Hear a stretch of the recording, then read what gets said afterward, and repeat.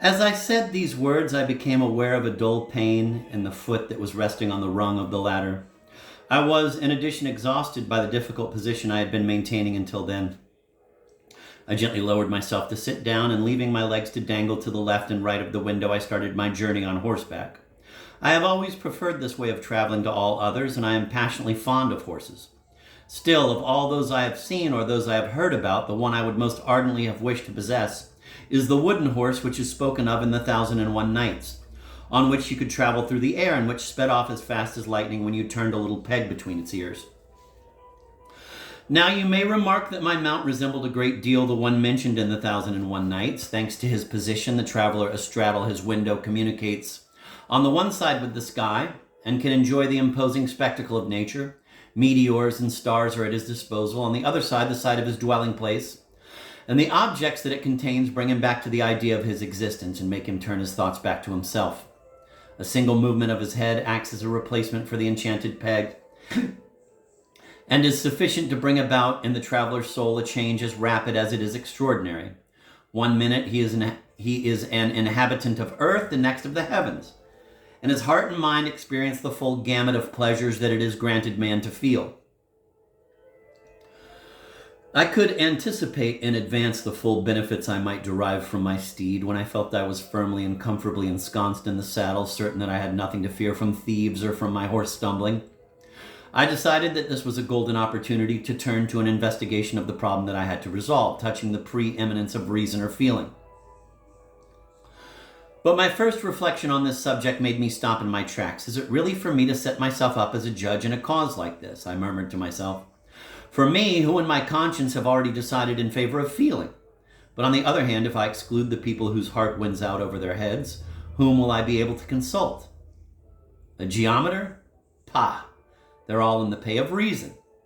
To decide this matter, I'd need to find a man who had received from nature an equal dose of reason and feeling, and at the moment of decision, these two faculties would need to be in a state of perfect balance, which is quite impossible.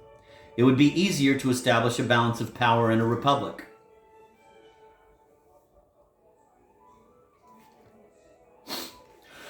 So the only competent judge would be one who would have nothing in common with either of them. In other words, a man without either head or heart. This strange consequence made my reason rebel. My heart, in turn, protested that it had no part in it. And yet it seemed to me that I had reasoned it through correctly, and on this occasion I would have formed the worst possible idea of my intellectual faculties if I had not reflected that, in high metaphysical speculations such as the one in question, philosophers of the first rank have often been led by sustained logical reasoning to the most dreadful consequences, which have had their influence on the happiness of human society. So I consoled myself by thinking that the result of my speculations would at least not harm anyone. I left the question undecided, and I resolved for the rest of my days to follow either my head or my heart, depending on which of the two triumphed over the other. I really believe that this is the best method. It hasn't admittedly actually helped me to make much of a fortune up until now, I told myself. Never mind. I will, as make my way down life's path, swift path, without fear and without any plans for the future, laughing and crying in turn, and often both at the same time, or else whistling some old tune to relieve my boredom as I make my way alone.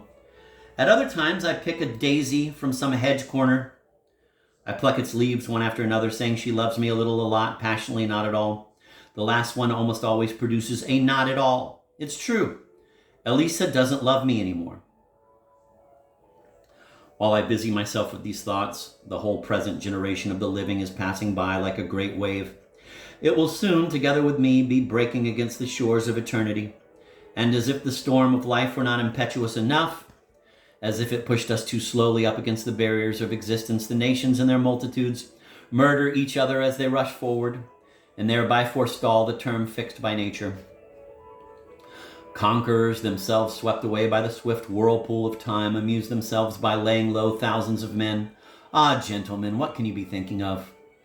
Wait, these fine folk were going to die at their own pace. Can't you see the wave advancing? It is already foaming near the shore. Wait, in heaven's name, for just one moment more, and it will all be up with you and your enemies and me and the daisies. Such madness can never cease to astonish. Come now, that's one thing we can agree on. From now on, you won't catch me playing She Loves Me Not with the daisies.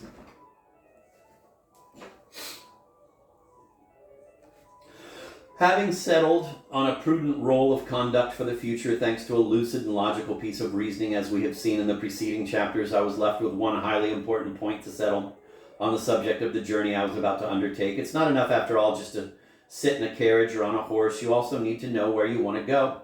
I was so tired by the metaphysical investigations I had just been busying myself with that before deciding to which region of the globe I was going to give my preference, I wanted to rest a while and not think of anything.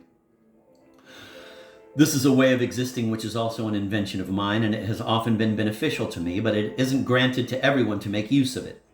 For while it may be easy to give your ideas a certain profundity by thinking attentively of a certain subject, it isn't easy to bring your thoughts to a halt all at once in the way you stop the pendulum of a clock. Molière was quite wrong to make fun of a man who spent his time spitting into a well to watch the circles he made in the water. For my part, I am inclined to think that the man in question was a philosopher who had the power to suspend the action of his intelligence in order to rest, one of the most difficult operations that the human mind can perform.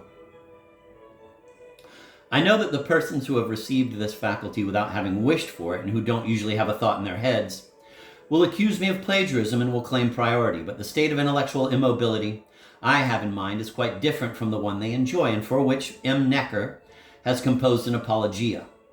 Mine is always voluntary and can only be momentary. To enjoy it to the full, I closed my eyes and leant with both hands against the window, in the same way that a weary horseman leans on the pommel of his saddle. And soon the memory of the past, the sense of the present, and the anticipation of the future were equally obliterated within my soul.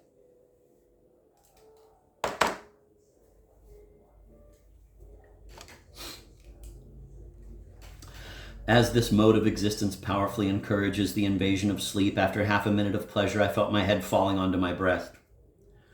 I immediately opened my eyes, and my ideas reverted to their previous course, a circumstance which obviously proves that the kind of voluntary lethargy in question is quite different from sleep, since I was awakened by sleep itself, something which has certainly never occurred to anyone else before.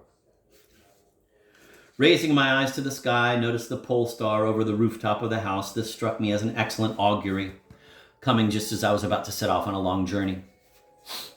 During the interval of repose that I had just enjoyed, my imagination had regained all its strength, and my heart was ready to receive the most pleasant impressions. So much can this fleeting annihilation of thought increase its vigor. The basic feeling of sadness that my precarious situation in the world made me dimly feel was all at once replaced by an intense sense of hope and courage. I felt that I was capable of facing up to life and all the vicissitudes of misfortune or happiness that it brings in its train.